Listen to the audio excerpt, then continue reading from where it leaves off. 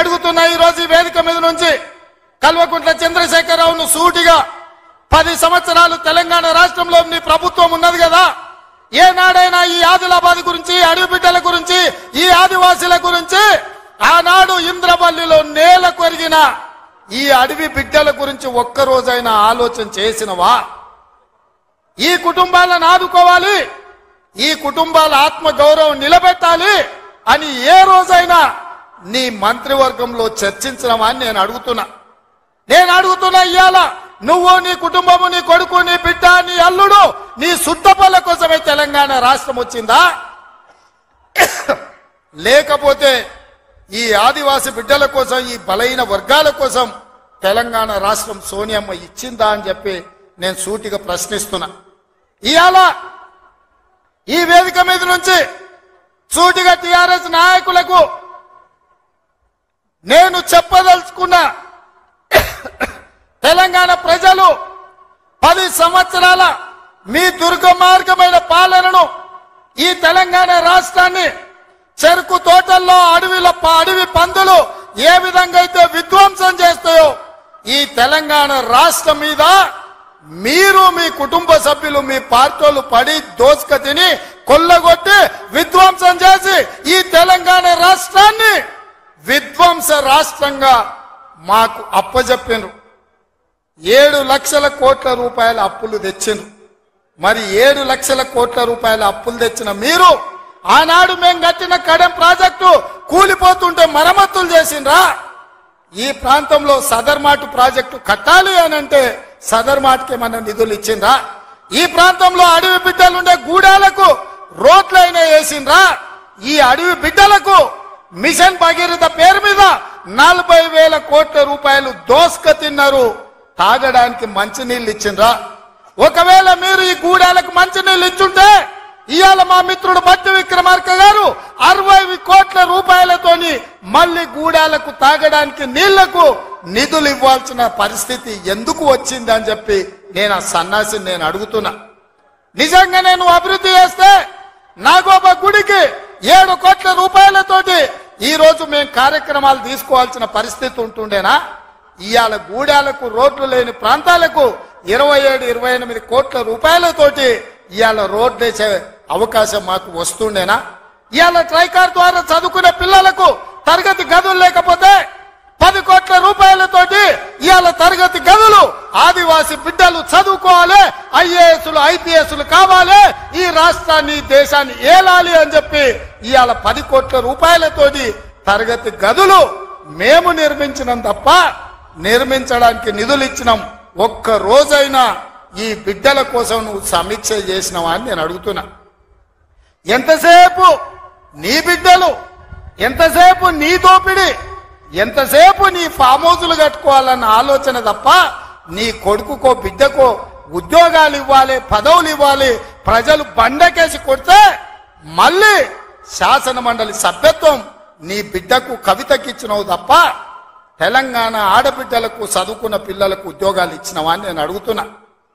నువ్వు ఉద్యోగాలు ఇవ్వక 10 సంవత్సరాలు స్టాఫ్ నర్సులు నియమించక నువ్వు నిర్లక్ష్యం చేసిన కాబట్టే మొన్న మా దామోదర్ రాజ్ నరసింహ గారు వైద్య ఆరోగ్య శాఖ ద్వారా ఎల్బీ స్టేడియంలో 7,000 మంది ఆడబిడ్డలకు స్టాఫ్ నర్సు ఉద్యోగాలు మేమొచ్చి ఉద్యోగాలు ఇచ్చినాం. నీ బిడ్డను నిజామాబాద్ ఎంపీల బండకేసి కొడితే తండ్రిగా నీకు దుఃఖం పొంగుకొచ్చింది. నీ బిడ్డకెంబడే శాసన మండలిలో మళ్ళీ పదవి ఇచ్చినవు గాని గా ఆడబిడ్డలకు స్టాఫ్ నర్సు ఉద్యోగాలు ఇచ్చినవా? గది నీ నీతి, నీ జాతి.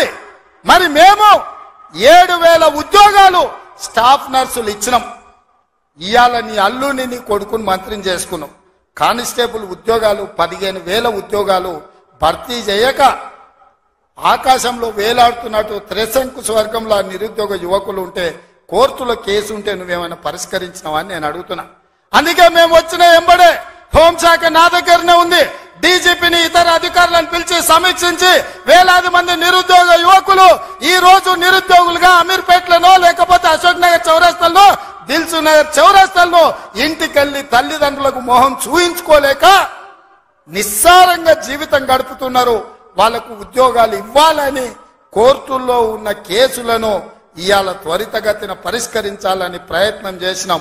నువ్వు ఎంత అడ్డం పడ్డా, నువ్వు ఎంత గగ్గోలు పెట్టినా, బిల్లా రంగాలు మమ్మల్ని ఎన్ని శాపనార్థాలు పెట్టినా 15 రోజుల్లో 15,000 కానిస్టేబుల్ పోస్టులు భర్తీ చేసే బాధ్యత,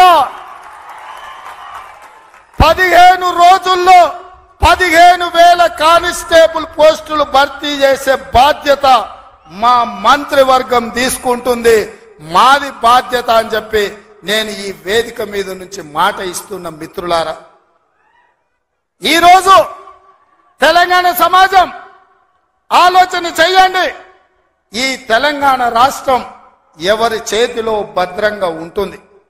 ఈ తెలంగాణ రాష్ట్రం త్యాగాల పునాదుల మీద ఏర్పడ్డ ఈ రాష్ట్రం ఎవరు భద్రంగా కాపలా కాస్తారు? ఎవరు భద్రంగా ఈ రాష్ట్రాన్ని అభివృద్ధి పదం వైపు నడిపిస్తారో మీరు ఆలోచన చెయ్యండి. మేము వచ్చే 60 రోజులు కానే లేదు, 2 నెలలు ఇంకా పూర్తి కాలే. 7 తారీఖు వస్తే 2 నెలలు, 7 తారీఖు ఇంకా 5 రోజులు తక్కువనే ఉంది. అప్పుడే 6 గ్యారెంటీలు అమలు చేయలేదంటాడు సన్నాసుడు. ఆయనతోని శాత కాదు ఎట్లా చేయడంటాడు. పిల్లి శాపనార్థాలకు ఉట్టి దిగిపడుతుందా?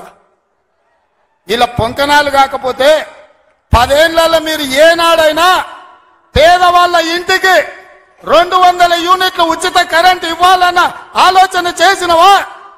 పేదవాడు ఆత్మగౌరవంతో బ్రతకాలి అంటే ఇందిరమ్మ ఇండ్లు ఇవ్వాలన్న ఆలోచన ఏనాడైనా చేసినవా?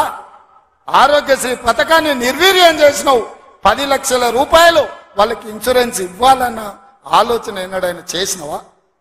ఇవాళ అందుకే ఆడబిడ్డల్ని ఆదుకోవడానికి 500 రూపాయలకు సిలిండర్ ఇచ్చి ఆడబిడ్డల్ని ఆదుకోవాలి, కట్టెలపై కష్టాల నుంచి వాళ్ళని కాపాడాలి అని తొందరలోనే మా ఆడబిడ్డల కోసం 500 రూపాయలకి ఇంటింటికి సిలిండర్ ఇచ్చే బాధ్యత మా మంత్రివర్గం తీసుకున్నది.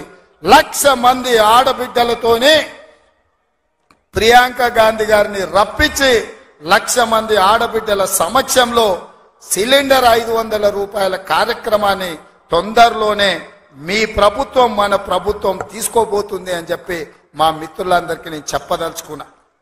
అదేవిధంగా మిత్రులారా, ఇంటికి ఉచిత కరెంటు 200 యూనిట్ల వరకు ఇస్తామని ఆనాడు చెప్పినాం.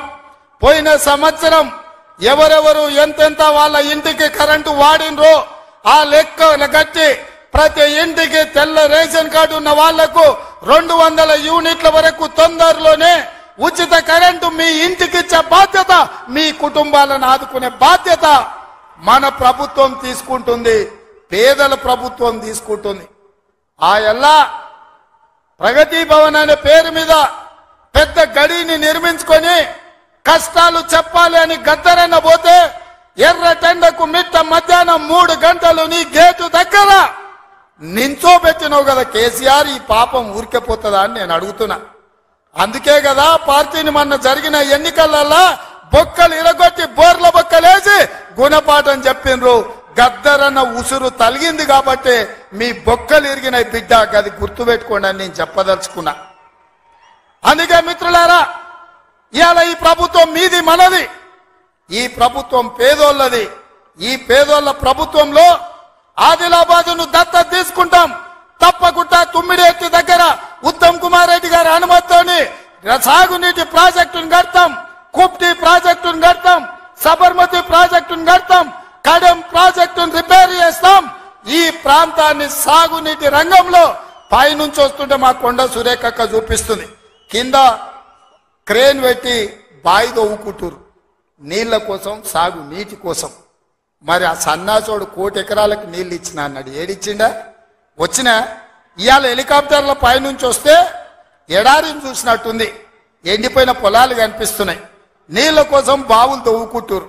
ఇవాళ బావి దవ్వే క్రేను అది చూపించి సురేఖక్క అన్న ఇంకా బాయిల వ్యవసాయమే ఉంది, ఇక్కడ నీళ్లు రాలేదని. ఇవాళ వస్తావా కేసీఆర్? నీకు మళ్ళోసారి చూపిస్తా ఈ ప్రాంతాన్ని. ఏనాడా నువ్వు వచ్చినవో రాలేదో నాకు తెలియదు, ఎన్నికలప్పుడు ఓట్లాడుకోనికి వచ్చుంటావు కానీ ఈ ప్రాంతాన్ని చూడడానికి ఎప్పుడన్నా వచ్చినవా? రా, ప్రభుత్వం హెలికాప్టర్ పెడుతుంది, మేము వస్తాం, నీకు చూపిస్తాం. 1 కోటి ఎకరాలకు నీళ్లు ఇస్తా అనే పేరు మీద లక్షల కోట్ల రూపాయల దోపిడీకి పాల్పడ్డావు తప్ప ఈ ఆదిలాబాద్ కు నీళ్లు ఇవ్వలేదు. అందుకే ఈ ప్రాంతాన్ని సస్యశ్యామలం చేయడానికి సాగునీటి ప్రాజెక్టులను కట్టే బాధ్యత మా పార్టీ తీసుకుంటుంది, మా ప్రభుత్వం